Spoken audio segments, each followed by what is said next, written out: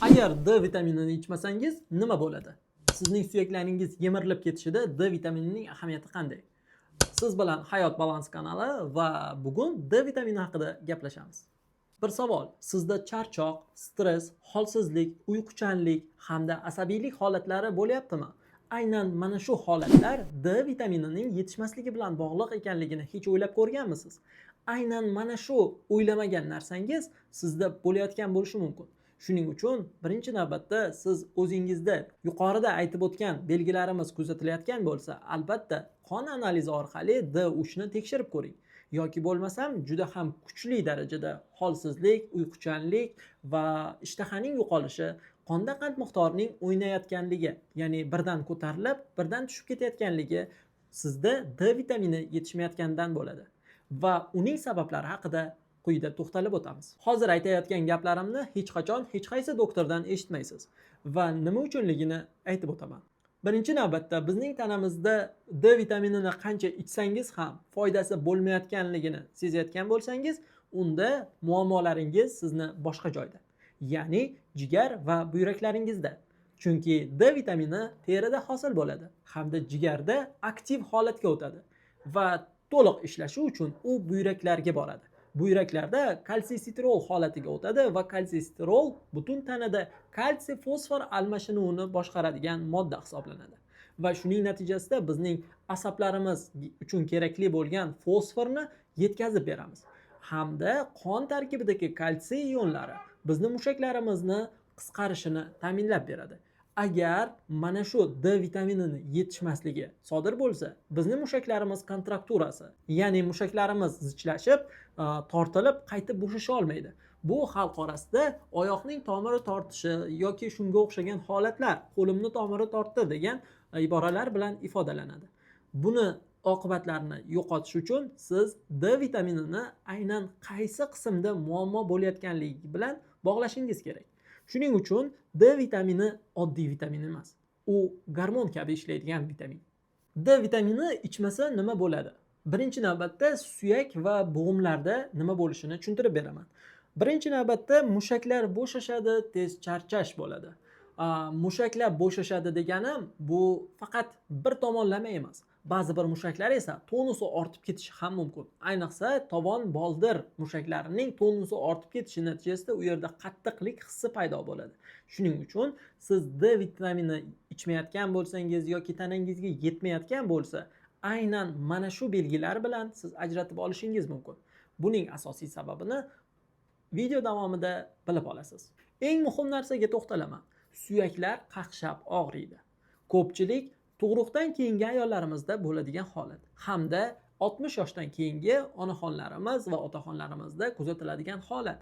Ya'ni suyaklarda kalsiy yaxshi yetib bormaydi. Natijada esa suyaklar qaqshab og'riydi. Bu aynan D vitamini yetishmasligi sababli qonda kalsiyning tushib ketishidan bo'layotgan bo'ladi. D vitaminini iste'mol qilmasangiz, undan tashqari immunitet tushib ketadi hamda tez shamollash hamda charchash ko'payib ketadi. Natijada bizning tanamizning qarshilik reaksiyasi ancha kamayadi va buning oqibatida biz tez charchaydigan, holsiz insonga aylanamiz. Va natijada sizning mehnat ko'rsatkichlaringiz, aqliy salohiyatingiz ham zararlanadi. Aynan aytib o'tganim kabi aqliy salohiyatingizga ta'sir etgani bilan sizni asab sistemangiz, ya'ni stress holatlari juda ko'p uchraydi. Ko'pchilik men stressga tushdim, mana shu voqea sabab bo'ldi yoki bo'lmasam juda ham qattiq asabiy voqea edi deb o'zini aldaydi. Lekin aslida dunyoda bo'layotgan har qanday stressli vaziyat bu sizning qanchalik qabul qilayotganingizga bog'liq. Masalan, qon tarkibida mikro va makro elementlari me'yorida bo'lgan inson me'yorida bo'lmagan insondan ko'ra ancha stressga chidamliroq va u stressni to'g'ri qabul qila oladi. Lekin ushbu moddalar yetarli bo'lmagan inson esa bu stresslarni yaxshi qabul qilmaydi. To'g'rirog'i og'irroq qabul qiladi. Asab tizimiga ta'siridan keyin esa metabolizmga ta'siri. D vitaminining metabolizmga ta'siri shundan iboratki, D vitamini yetishmasligi natijasida yallig'lanish miqdori oshib ketadi va tanada himoya mexanizmi yonadi. Natijada himoya mexanizmi tufayli bizning yallig'langan hujayralarimizga yog' to'planishni boshlaydi. Shuning uchun birinchi D vitamini yetishmovchiligi boshlanadi va bu surunkali holatda bo'lsa, o'z-o'zidan semirish jarayoni ketaveradi. Demak, semirishning asosiy sabablaridan biri ham bu D vitaminini yetishmasligi bo'lib xizmat qiladi. Endi bir narsaga, kichik lekin eng muhim narsaga to'xtalib o'tamiz. D vitamini shuncha ko'p ishlarni qilar ekan, lekin uni o'zini kim va qayerda, qanday qilib sintezlaydi? Bu savolga to'g'riroq javob beramiz. Ya'ni D vitamini birinchi teridagi xoliniretseptorlar orqali quyosh nurida sintezlanadi. Bor yo'g'i 20 daqiqa yashay oladigan D vitamini bu yerda hosil bo'ladi va jigarga boradi. Va u yerda gidroksillanish reaksiyasiga kirishadi. Gidroksillanish reaksiyalari natijasida u faol DOH25 ni hosil qiladi. Buni natijasida bizning tanamizga kerakli bo'lgan aynan D ning faol shakli yuzaga keladi. Aynan shu faol shakl buyraklarga boradi va buyraklardan kalsiy-sitrol moddasini hosil qilib beradi. Va bu modda bizning tanamizda kalsiy, fosfor almashinuvini tashkil qiladi. Agar kalsiy va fosfor almashinuvi me'yorida bo'lmaydigan bo'lsa, bizning aqliy qobiliyatimiz hamda mushaklarimiz, ya'ni jismoniy holatimiz umuman yomonlashib ketadi. Demak, biz tushundik, D vitamini terida dastlabki bosqichda paydo bo'ladi, ikkinchisi jigar holati, ya'ni uchinchisi esa bu buyrakni yakuniy bosqichi. Endi bu narsa hosil bo'lgandan keyin bizning tanamizga yana nima kerak? Bu yerda kichik bir nyuans bor. Bu jigarning faoliyati. Agar jigarda o't dimlanishi ketayotgan bo'lsa yoki jigar atrofi yog' hujayralari bilan xalq orasida jirovoy gepatoz, ya'ni yog'li gepatoz holati bilan og'rigan bo'lsa, bunday holatda jigar to'g'ri vitaminni aktivlab bermaydi hamda u buyrakkacha to'g'ri yetib bormaydi. Natijada kalsiy-sitrol moddasi ham me'yorida hosil bo'lmaydi. Buni natijasida bizning tanamizda modda almashinuvi sustlashib ketadi. Natijada esa ko'plab kasalliklar sekin-sekin bosh ko'tarib boshlaydi. Shuni bilib qo'yingki, D3 ni jigar tayyorlab beradi, buyrak esa uning ishini tugatib qo'yadi. Yuqorida aytib o'tganimiz kabi, ko'plab narsalarga sabab bo'ladigan D vitamini o'zi nima uchun yetishmaydi? Birinchi sabab bu quyosh yetishmasligi. Ikkinchisi esa bu SPF kremlarni va yopiq kiyimlarni haddan tashqari uzoq muddat va keragidan ortiq tanada saqlash. Endi shu o'rinda ko'pchilik ayollarimiz, ayniqsa hijobdagi ayollarimiz aytishadi. Bizda quyosh yetishmaydi-ku. To'g'ri, biz ko'chaga chiqa olmaymiz. To'g'ri, o'sha uchun ham hovli sharoitida quyoshda ochiq holda ko'proq bo'lish kerak. Bu degani umuman ochiq holatda yurish kerak degani emas. Men aytmoqchimanki, aynan D vitaminini olish uchun inson sochlari ham hattoki eng muhim o'rinda turadi va quyoshda, hovlida bemalol uyingizda bo'lishingiz mumkin. Bu uchun shunchaki bahona qilish shart emas. Ko'pchilik kiyimdan bahona qilishadi, plyajga bormaymiz va hokazo holatlar bor deb.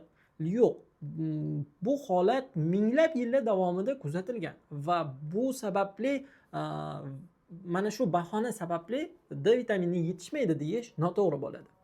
Xo'p, endi uchinchi muhim sabab bu semizlik. Semizlik bu uglevodlarni va tez uglevodlarni, to'g'rirog'i, haddan tashqari ko'p iste'mol qilish. Buning natijasida jigar atrofi yog' bilan o'raladi hamda boya aytganimdek, jigar yaxshi D ni sintezlab bermaydi.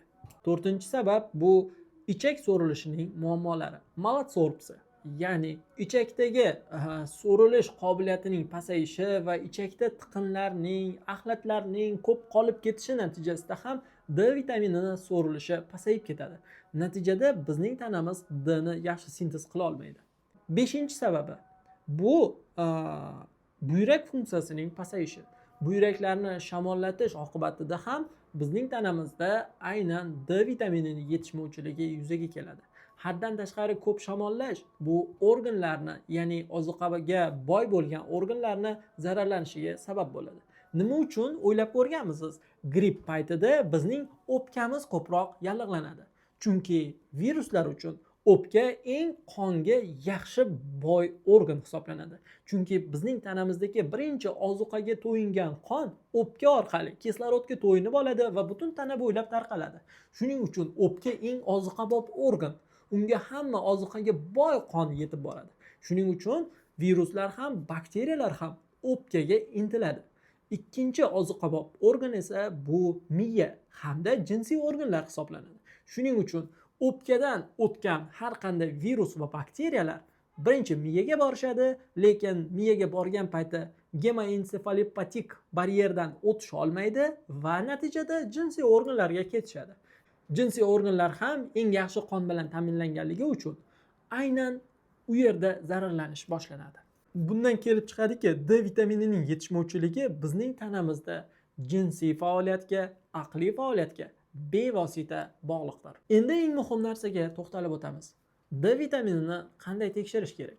D vitaminini tekshirishni hozir eng yaxshi usuli bu laboratoriyaga borish.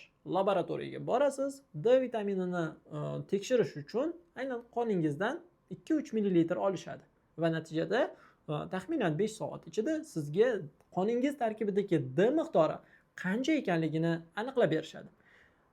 Lekin xususiy hollarda ba'zi bir insonlar D vitaminini yonida kalsiy va fosfor hamda magniy tuzlarini qancha ekanligini tekshirishlari kerak. Chunki ko'pchilik aytadigan D3 ni yoniga K2 qo'shib ichsang zo'r bo'ladi degan joyi bu hammada ham to'g'ri bo'lavermaydi. Aynan D3 vitaminini so'rilishi uchun K2 zarur degan narsa yo'q. Shunchaki K2 bu qondagi 13 ta faktordan bittasi hisoblanadi. Ya'ni qonni ivishini ta'minlab beruvchi K faktori bor va mana shu faktor tufayli bizning qonimiz quyuqligi ta'minlanadi. Aynan qoni quyuq insonlarga K2 qo'shib berilmaydi. Natijada bizning tanamiz agar o'zi qon quyuq bo'lib yotgan bo'lsa, K2 bilan ichib yaxshiroq ta'sir qilamiz desangiz, unda yana ham og'irroq holatga borib qolishingiz mumkin. O'sha uchun albatta tekshirmasdan, trombokrit ko'rsatkichi kaulogrammani aniqlamasdan turib, siz K2 bilan iste'mol qilishga shoshilmang. O'shaning uchun albatta shifokor ko'rsatmasi asosida iste'mol qiling. Xo'p, endi D3 vitaminini yetishmasligini oldini olish uchun nimalar qilsak bo'ladi? Birinchi navbatda quyoshga haftasida bir necha marta, kunida taxminan 20 daqiqa sayr qilish yoki quyoshda shunday o'tirish juda ham foydali. Agar ko'rish qobiliyatingizda muammolar bo'layotgan bo'lsa ham, bu D vitaminini yetishmayotgandan bo'ladi. Ya'ni bizning tanamizda D vitamini yetishmovchiligi organlarda yuqorida aytib o'tgan patologik holatlarni keltirib chiqaradi. Lekin bizning tanamizni o'zini holsizlanishi ham aynan quyoshda o'tirish orqali yaxshilanadi. Undan tashqari, quyoshda ko'zlarni ochib emas, ko'zlarni yumgan holda o'tirish ko'rish qobiliyatini ancha sezilarli darajada kuchaytirib beradi. Endi D vitaminini yetishmasligini oldini olish uchun bu ovqatlanishga e'tibor berish kerak. Ovqatlaringiz tarkibida uglevodlardan ehtiyot bo'ling, ya'ni tez uglevodlardan. Bugun aynan bir patsientimga shunday holat bo'ldiki, so'zlashib turdik va ular bilan gaplashayotganimizda aytdim. Bundan 1100 yil oldin, ya'ni 1926-yilda odamlar qanchalik shakar yerdi yoki shirinlik iste'mol qilishardi deb savol berdim. To'g'risi, u odam tarixni yaxshi bilganligi uchun aytdi. Odamlar u paytda faqatgina holvalar iste'mol qilgan va holvalar o'ta darajada qimmat bo'lgan. Bu bayram kunlarigina iste'mol qilish mumkin bo'lgan. Holvani har kun ham yeyishmagan. Bizachi, biza hozir har kunimiz bayram, har kunimiz holvadan iborat, har kunimiz shakardan iborat. Mana shu uchun ham bizada uglevodlar bu juda katta yo'qotish. Aslida dunyo statistikasi bo'yicha ilon chaqishidan bir yilda 9000 ga yaqin odam zararlanadi. Lekin shundan bor yo'g'i 1000 ga yaqin inson o'ladi. Lekin uglevod iste'molidanchi? Uglevod iste'molidan 400 mingdan ortiq inson o'ladi. Tushunyapsizmi? Bu ilon chaqishi bilan uglevod iste'molidan o'layotgan odamlarning orasidagi farqni. Aslida bizni magazinga borganimizda, oqqanni ko'rganimizda, ilonni ko'rganimizdagidek holatda qo'rqishimiz kerak. Mana shunga e'tibor bering. Eng muhim joyini ta'kidlab o'tib ketaman. Buyrak va jigar muammolari bo'lsa jigaringiz atrofida yog' yig'ilgan bo'lsa, o't qopida xolesistit, pankreatit kasalliklari sizda bo'layotgan bo'lsa, unda D vitamini sizda avtomatik ravishda muammoli holatda. Va bu narsani darhol ortga surmasdan hayotingizni balanslash uchun ham tekshiring va tezroq davolaning. Sizga har doim sog'lik va ehtirom bilan Hayot balansi kanali jamoasi bo'ldi. O'zingizni ehtiyot qiling.